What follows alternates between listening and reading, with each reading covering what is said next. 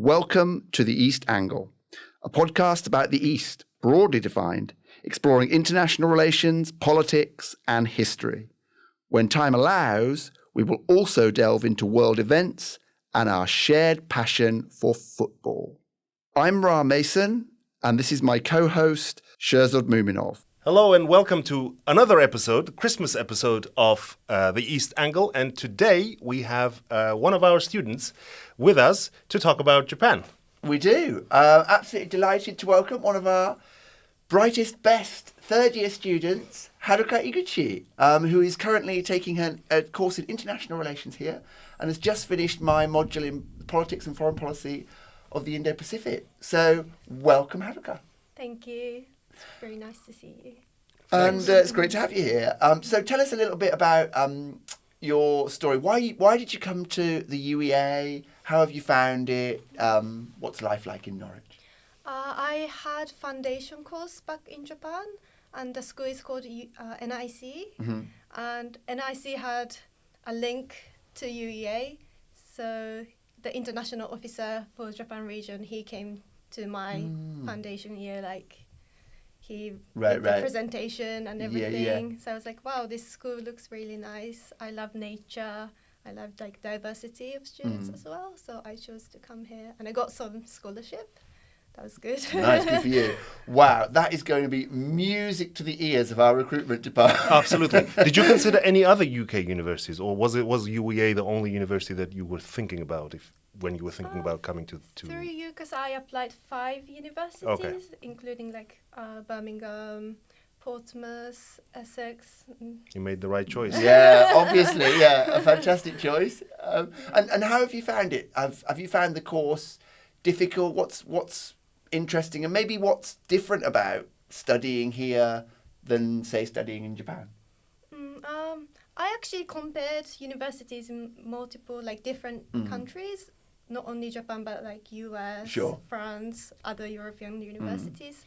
But I chose the UK because I don't have to take maths. Wow, really? Excellent. In Japan and the US, they have to take all the general subjects. Yeah. But here, I can pursue what I like. Yeah. And I can only study. In most courses, if, for example, you want to study history, you don't even have to have done a level in history in this country. So there is a lot of freedom and flexibility. It's true. But it also tells you something about international relations.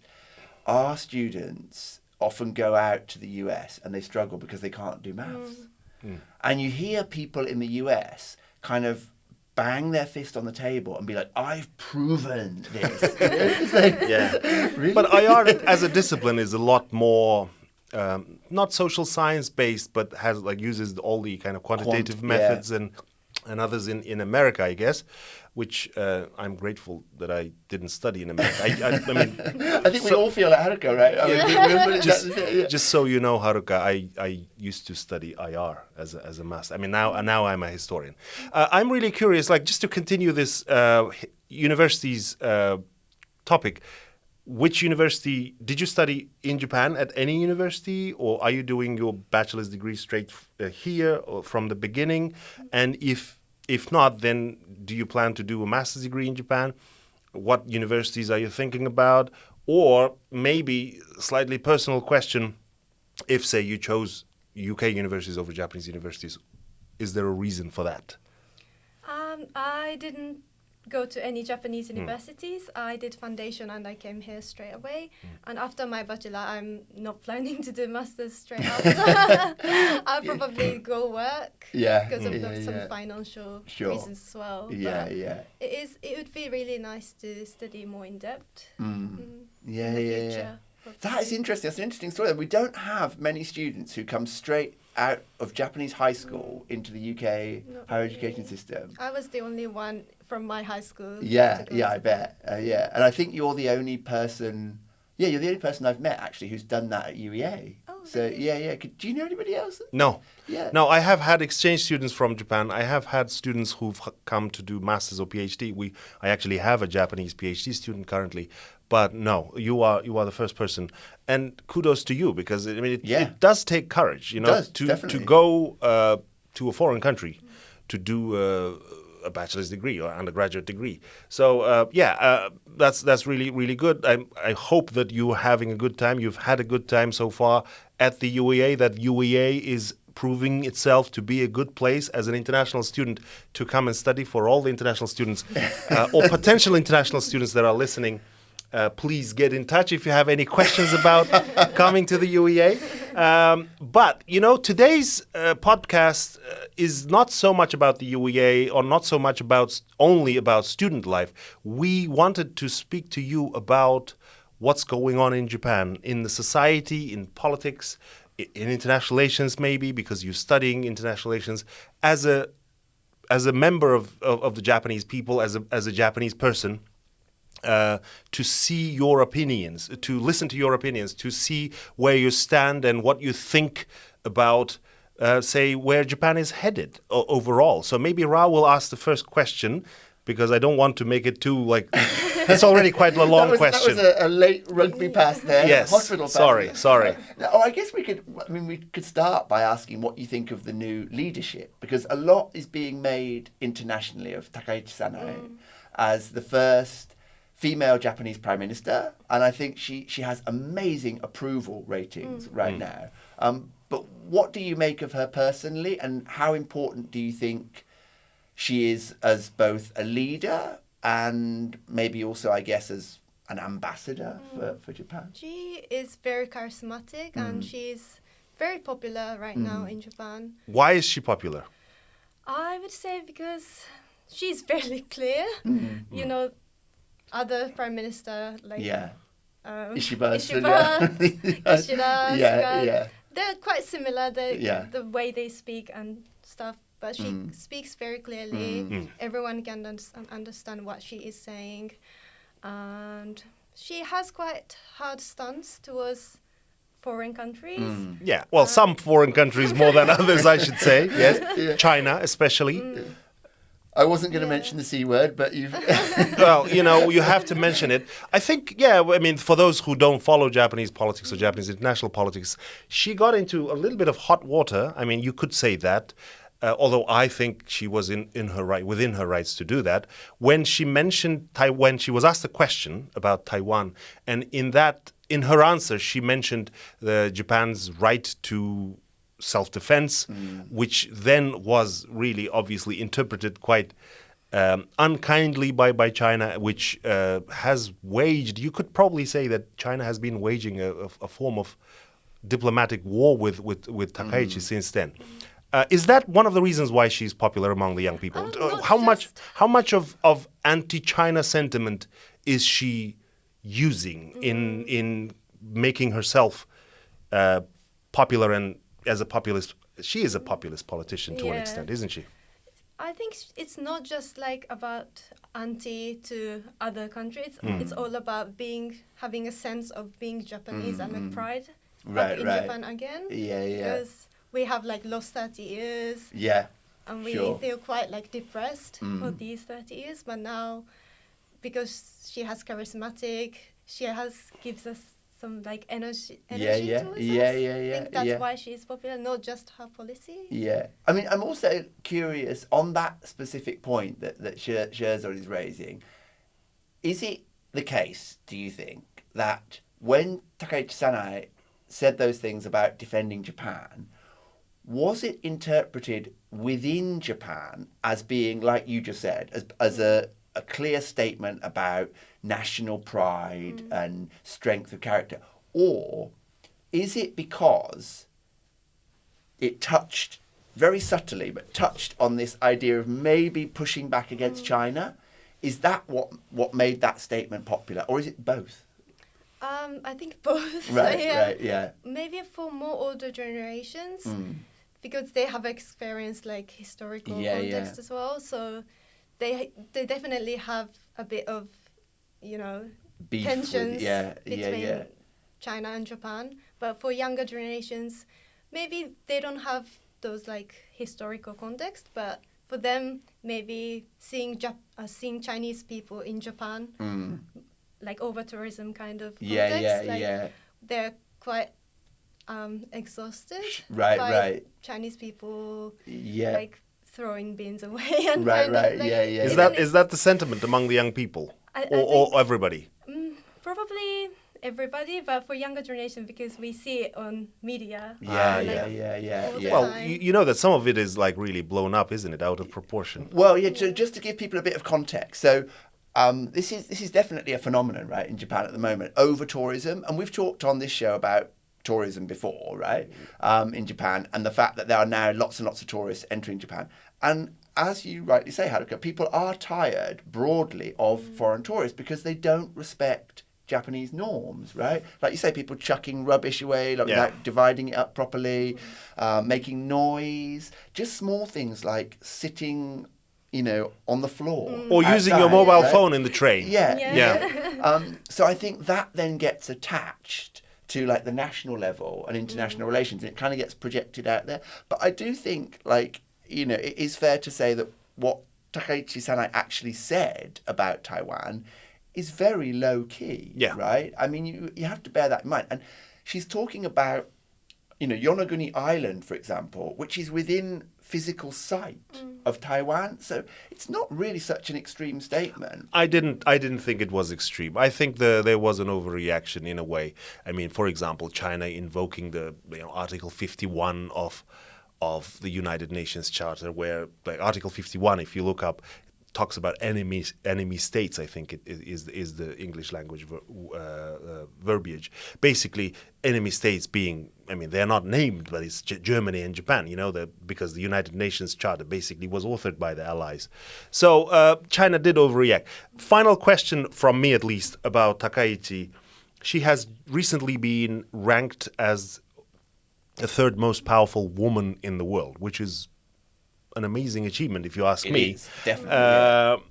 Because, remember how we used to talk about, I mean, I was one of those, I on this podcast said, I hope she doesn't become prime minister.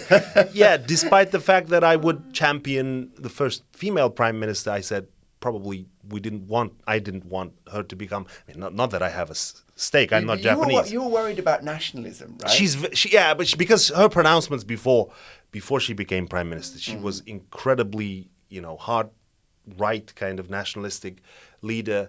But now I think she's proving slowly but surely, even to me, even I have warmed to her. So my question to you, and you do sound, and correct me if I'm wrong, you do sound kind of pro Takaichi. Maybe most young Japanese people have been won over by her. Do you see her as Japan's chance to finally start, its way out of this decline, or these lost decades, as you call them? Is she Japan's hope to restore the nation to maybe not its past status and past standing in the world, but maybe just to solve some of the fundamental questions about which we will also talk later in the podcast? It is hard because I know. Sorry, we're asking you tough questions. Yeah. I think many people are happy because she is the first woman prime minister in Japan. But when we think about it, she's still conservative. She's still top of Jiminto. So it's not LDP. that Yeah. LDP. Yeah, sorry. No, that's fine. Not the huge shift happened in Japan. Yeah. So I think right now, because she is popular and she wants popularity, so her hard stance is a bit lowering. Right. Yeah, So she's being cautious, you think? She's being cautious. Right. She hasn't done everything that she actually wants to do. Yeah. So I feel like once she starts doing everything that she actually wants to do, maybe not so many people will be actually attracted by her. Right. I mean, does that concern you? Do you think that at the moment she's being cautious, and even being cautious, she's actually creating this conflict or confrontation with China? So do you worry about how she might be if she's more confident in the future and does do more things, like you say? Or do you think that maybe could be a good thing?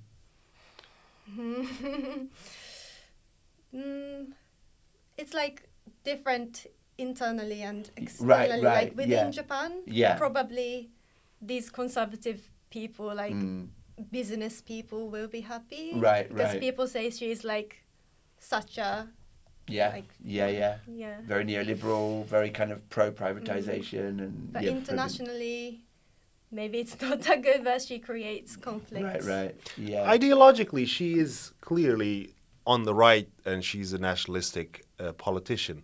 I don't think that. I mean, I just mentioned that I've warmed to her, so I have managed to set her ideology aside, and I'm completely against with every fiber of my being against that ideology. I don't like that ideology. I don't subscribe to it. But I think what matters is she's an incredibly skillful politician. She's proved that. She's found the right tone for the most part, you know. And in a way, she is, I think, doing quite well. I mean, just for contrast, the leadership of this country, you know, could learn one thing, a thing or two from her. One thing would be try to stay on message. When you say something, just stay on it and don't flip flop. Don't just yeah. Just so listeners are aware, Sherzad is in favour of a more extreme version of authoritarianism. No, I'm talking about labor, and I'm talking about the disappointment that millions in this country are feeling with the leadership of this country. Let's get your thoughts on that, Haruka. How do you feel about the British government, or at least like how politics works here? Because you've obviously had this experience of coming and living here now for 3 years. Do you kind of watch British politics at all, or if you do, like, what's your impression of what's kind of going on?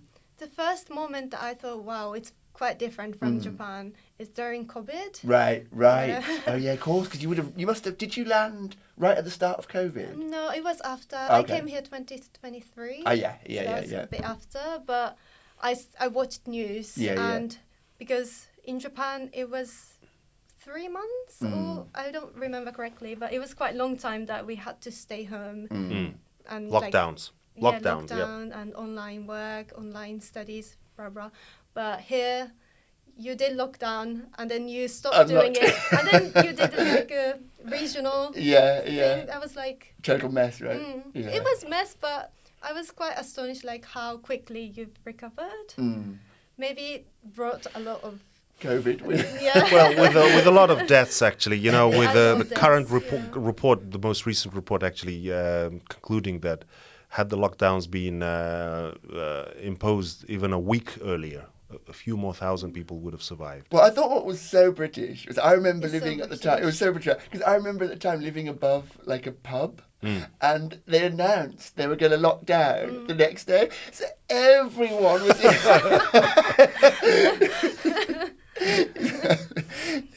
I can imagine. It's very British thing that you respect kind of individualism in a sense. It is very different. I wouldn't say it's good or bad, but it's very different from Japan. I mean, I think there is. Do you think that that's changing? Like, do you think that in current Japanese society, individualism is becoming more extreme, or do you think there's still a very strong sense of kind of group identity? Or I think there are strong group identities still everywhere. Well, group identity is one thing, and you might argue that it's a collectivist society. You might argue that it's been like that. The historically formed patterns of behavior or patterns of intersocietal relationship. I see that certain things in Japan are still quite important. For example, not putting yourself before everybody else. One thing that if you live in Japan for some time and then you come to this country, that's the first thing you notice. That regardless of what people think deep inside, you don't know what they think because they don't show. And they shouldn't really, you shouldn't really care about what people think. A society is built on rules and a society is built on respect.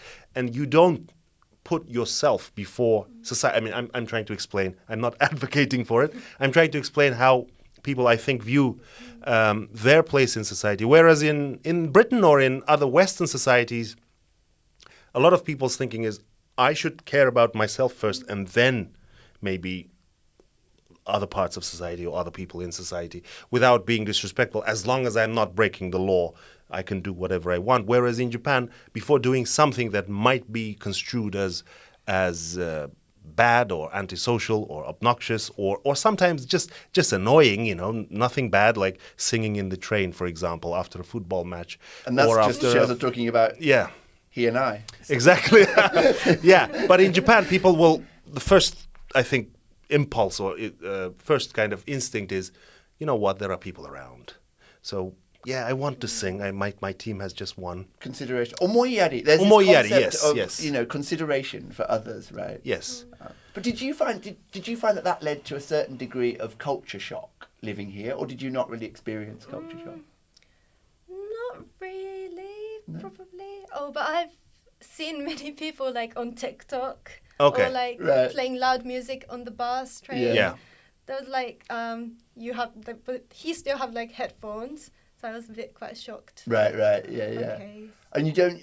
There hasn't been other things where like the stuff that Sherzod is talking about, that hasn't bothered you, or you haven't at some point felt kind of tired of this sort of crazy, chaotic, no? Not really. Have you caught yourself thinking, urusai? Urusai. Which is like annoying, frustrating. Yeah. These irritating people all Yeah. around it. No? Luckily, like all my flatmates are really nice, but I've heard many Japanese students like Complain. exchange Yeah. students I can understand that. like, Yeah. like just like little thing as like buying washing liquid. Yeah, like, yeah. I'm always buying it, but Right. other people Are using don't it. care. Yeah. They yeah. use it, but they don't buy it. Yeah, Kind of. yeah. I think I've had similar experiences talking to Japanese exchange students or staff, like small things like that, where it just takes a minimal amount of consideration. Yes. But you just have to think, like, obviously everybody should be buying it, or it's the same like in systems like, I don't know, like football teams or Any clubs group, or societies. any group, yeah, like, just fairness, equity, Yeah. or more generally the like society mindedness. And I think in this country that has been undermined with going back to Thatcher, who said there's no such thing as society. I mean that's one way of kind of criticizing society, emphasizing your own individuality and emphasizing you, me. I'm ahead of the society, but in the streets, you see another way of kind of antisocial, maybe not necessarily antisocial, but inconsiderate is the word, isn't it? Inconsiderate people who throw, for example, things like they open a wrapper and open a candy and throw the wrapper on the ground, or people who don't indicate when they're coming off the roundabouts, people who just park their car on double yellows and creating a long queue. All of these things, they're not fatal, they're not bad, they're not like horribly bad, but those things actually, like, it starts from small things. The crumbling of the society, the crumbling of the trust, the all the divisions, those things are all emphasized, especially when you see that in an economically difficult situation where everybody is angry, everybody is bitter. Those things kind of are amplified on a daily basis. But I mean, you mentioned Thatcher. We know that Takaichi Sanae is a big Yes. fan of Thatcher. Yes.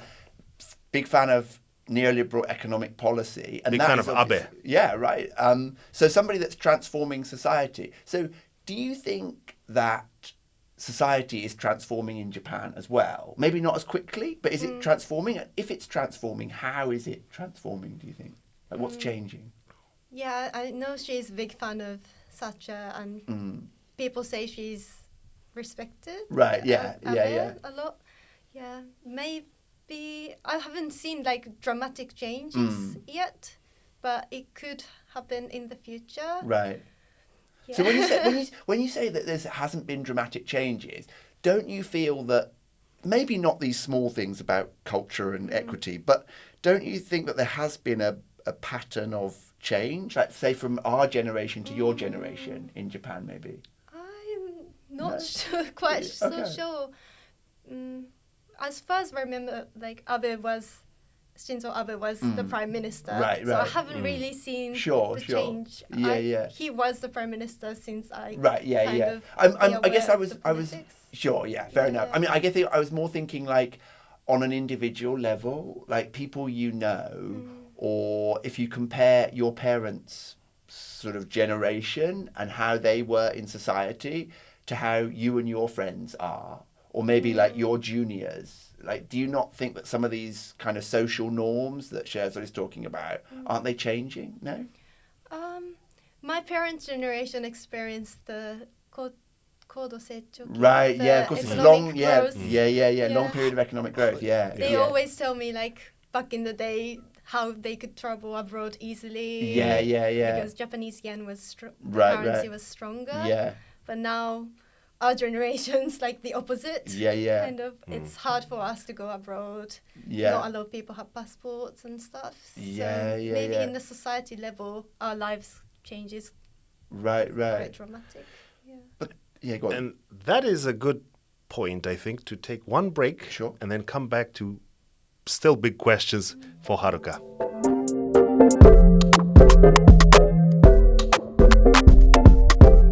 Okay, back from the break, we have more questions to Haruka.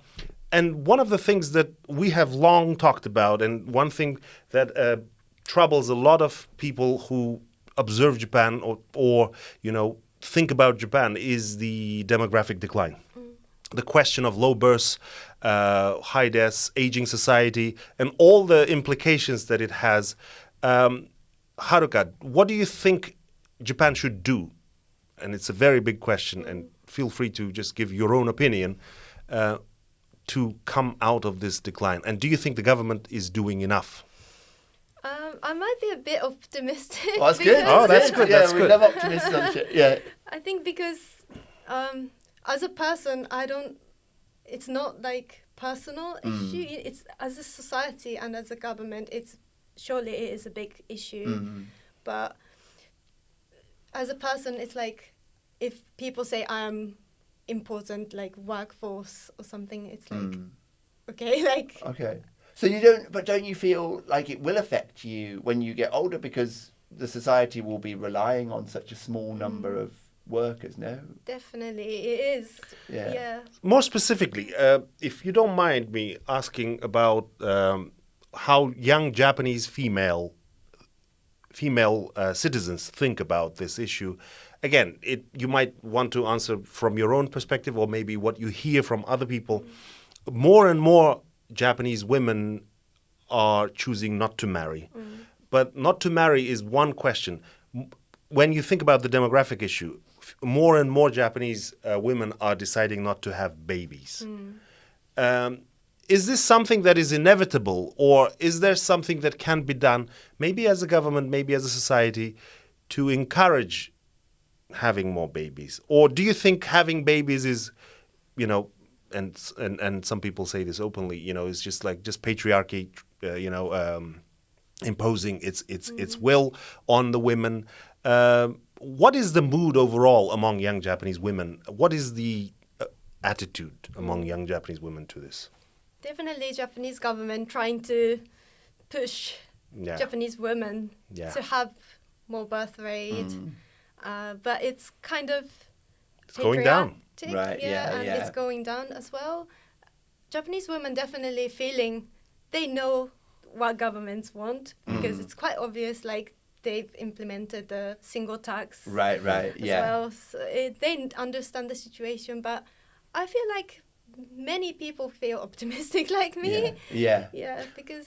So does that optimism partly come from, like I guess I'm wondering about two things. One is that optimism partly because you believe that there will be a more egalitarian society, like a more equal society, where you don't feel this pressure and maybe men, have the same kind of childcare burden as women? Or is the optimism because you think technological change will kind of save society? Where is this optimism coming from? Yeah.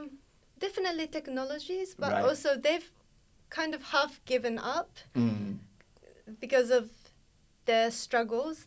Okay. It's not the level that they are not happy with their living. Right. To start with. Yeah. So, even like it's hard for them to have the minimum living, Their wage is not increasing. Yeah. Their life is hard. So even if the government said, I'll give you some subsidizes if you have children, it's not enough and they feel quite stressed. Sure, yeah. Even like getting married is not affordable for them Wow. sometimes. Wow, not affordable. That's a really interesting idea. So Yeah. people actually think that if they get married, it will cost. Is that just because of the wedding, or do they have like? Just like, I'm not. People feel it's cheaper to live with the parents. Oh right, Kind yeah, of, of course, you know? yeah, absolutely. Getting married is the big thing. Yeah, They have yeah. to change their jobs. Yeah. Yeah. And often you just get married not only with the man but with the whole family, as they say. Right, yeah. Sorry, But go that on. doesn't. No, I just that doesn't sound so optimistic. Optimistic. We just want to understand why you're feeling so optimistic. Who's going to make the babies? Which leads me to another question, to another potential solution, which will not be very popular with everybody. But the choice is very hard, but it has to be made. You either have more babies and consequently more taxpayers, more workers, or you have more immigrants. There is no third way unless you willingly accept the decline. You willingly accept the theory that by the end of the century, Japan's population will be below By the end 100 of the century, million. Japan's population will be flooded with Chinese robots built by Elon Musk. No. Well, if they're robots, I don't think it matters which, unless of course you start issuing passports to robots. But I guess the idea is you just accept the decline, or you do something about it. And again, when I say you, I don't mean you personally or the whole of young people in Japan, but maybe the government has to do something about it.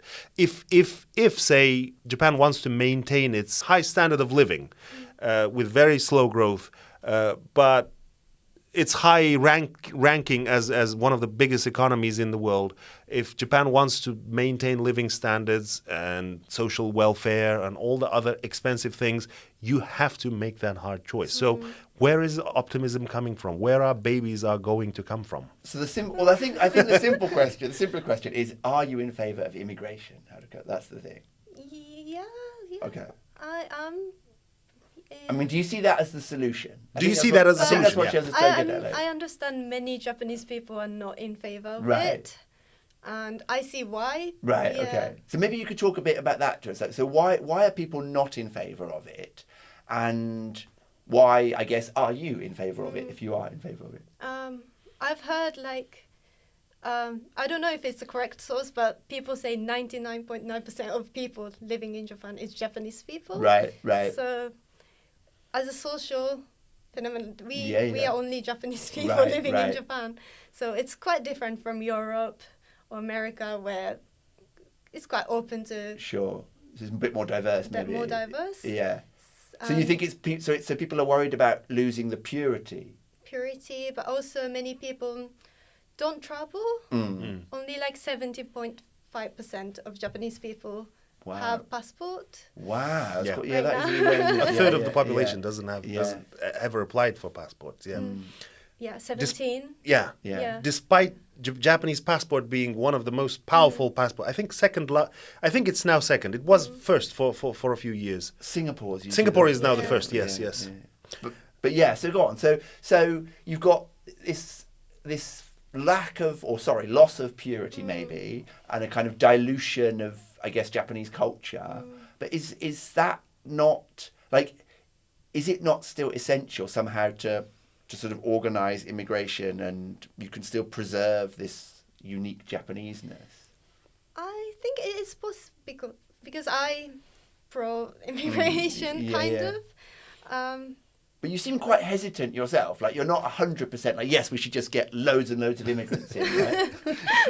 It should be controlled. Right. Yeah. So, do you agree that immigration is necessary? Do you agree immigration is necessary? And if yes, do you think that you should kind of impose some controls? You can't open the gates to whoever wants to come, right? Is that how it is? Yeah, but in reality, many workers from foreign countries now work in kombini. Or Right, Yeah. They're not in the good situation. They're Right. not welcome. Minimum wage, basically. Yeah. Yeah, makes it. So it's kind of So underclass. it should change. Right. If people willingly come to Japan, they should get the proper job. Yeah. I know there are many linguistic barriers and everything, all the systemic hardships. I think bureaucratic barriers probably are even more serious than linguistic barriers. I Yeah. think a lot of people coming from Asia, are do learn the language more or less, like on a conversational basis. But I think what Ra spoke about in some of our past, I think in our previous episode with Professor French, we talked about this. You mentioned the word underclass. Creating those divisions are in place, those bureaucratic divisions or divisions in terms of social welfare for foreigners. And there has to be some form of an overhaul of the whole system if you want, as you say, people to come and earn a wage, have the conditions, have the benefits, etc. Yeah, I mean, I think one of the issues as well, and you'll both be aware of this, is the fact that we mentioned the LDP, right, the ruling party. They rely heavily on elderly conservative voters. Mostly rural. Yeah, mostly rural, where you could argue they almost buy votes in rural communities. And that creates a scenario where the ruling party don't have a very powerful vested interest to radically transform the immigration system because it would not be popular with their core voters. So that's been a kind of slow transition, but that's always there in the background as a structural barrier. The LDP can't just come out and say, we're going to get loads of immigrants in, right? Yeah, that's always an issue. Because they represent these people, so they can't. Exactly, yeah. The change. Yeah. But I think we're still grappling around for the optimism part. Yeah. Again, not to put you on the spot too much. Well, actually, maybe we could link it to another question. I think because as an international relations student, shall we say, there's always this competition in East Asia between China and Japan as the two big powers, if you like, historically. And China does have an aging population, but it's behind Japan, right? So there's still this idea that China is rising and that Japan is declining. So especially as a student of IR, how do you see that, and how do you see Japan trying to deal with or respond to that dynamic? I saw the news that China is investing a lot to African countries. Right. Yeah. And that is very smart because Yeah. after China and India, I'm pretty sure that African countries will get more richer and more modern. Yeah, but I heard that Japan kind of failed to get into that flow. Sure. So Yeah. it's a bit, yeah. Yeah. I mean, I think Japan, it's kind of stuck Right. because it raised economically during 1980s, Right. during the economic boost period. So after it's kind of gradually declining, and it hasn't been gone up yet. Sure. I mean, there has been some policy changes, right? Like trying to double defense spending, for example. Maybe responses to the Trump administration, this idea that Japan could be abandoned. I mean, how do you see things going? Do you think there's going to be this militarization, maybe a remilitarization or further militarization? Yeah. And how do young people in general feel about it?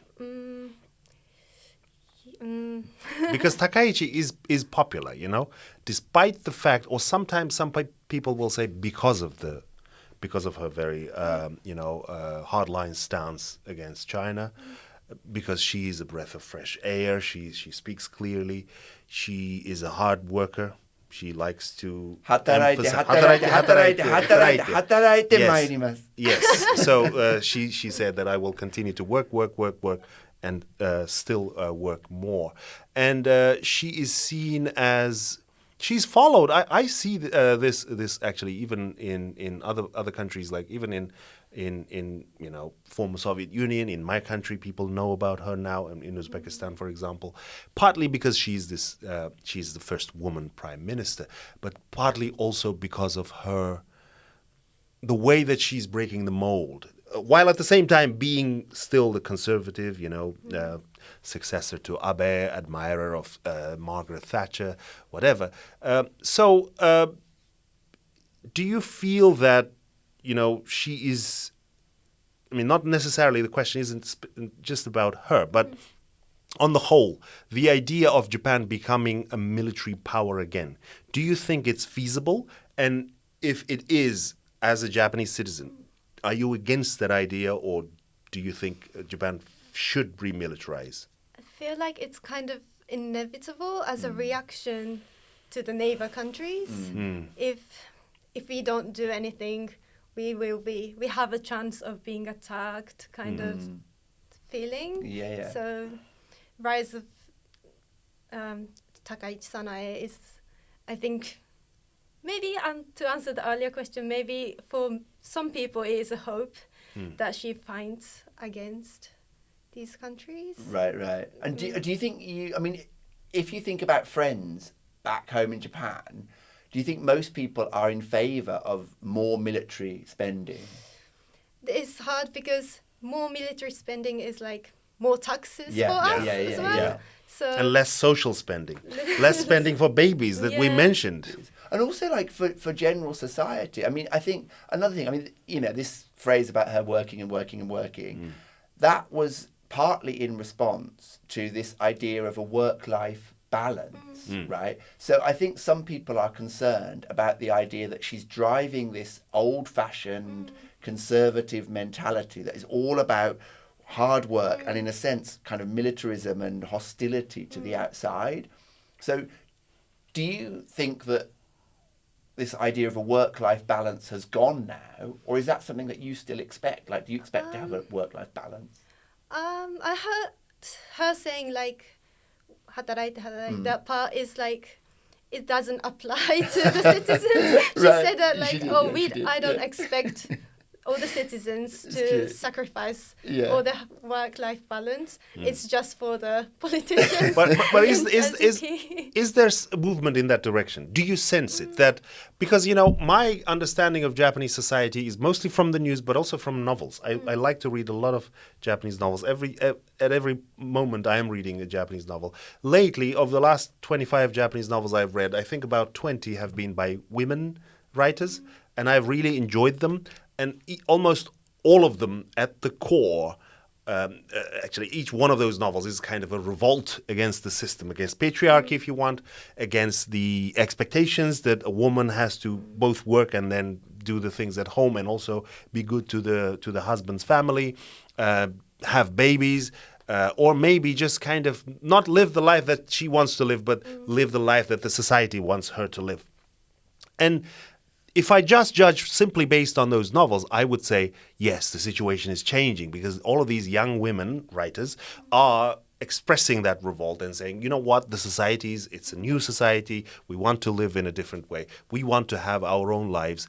And a lot of Japanese women are doing it. Do you sense that there is that very strong feeling, not only among females, but overall among young people in Japan, that says, no, we don't want to live like our parents' generation. We want more healthy lifestyle. We want to live life, not just work all our lives. We want to enjoy life. We want to travel, and we want to give the finger to the patriarchy. Do you feel that feeling, and do you subscribe to that feeling? Yeah, definitely.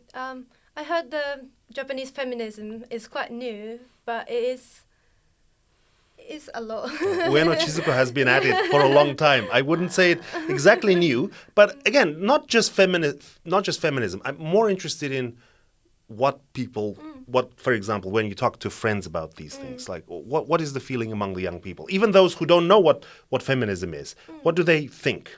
Yeah, definitely. For example, I feel the definition of happiness of Japanese people is changing. Yeah, it's not about being rich or having house, buying the car anymore, because people seek for their own happiness, not necessarily individualism, but people have, I want to spend more time with family, my friends, and that is my happiness more than getting promoted at work. This kind of things. I think it's a good shift. Right, yeah. Maybe not good for business and working environment. Yeah, it's true, yeah, that's interesting though, isn't it? Like, because so that is a big shift away from this idea of like ambition and like success measured by material things. Yeah, huge shift. And people enjoying different kinds of activities. On that note, we might, as a final question, we always talk about sport towards the end. Do you follow any sport not necessarily in Japan. If you follow, say, football in Japan, do you have a team? If not, do you watch the Premier League? Now that there are an increasing number of Japanese players in the Premier League, we have long discussed Mito Makaoru, but now the new names are Kamada, who's playing very well for Crystal Palace. There are, but I think Tanaka playing for Leeds. Forgive me if I'm wrong, Haruka, but I think you're more of a basketball and dance Are you? person. Okay. I'm not following basketball either, but it is nice to hear. Sure. your opinion. Well, maybe you could tell us, because you were saying about, before we started the podcast, you were saying about how you used to do dance, but you weren't sure if everybody categorised that as a sport. So if it is a sport, like, how is dance a sport? What a question. Well, I'm just curious. It is a team.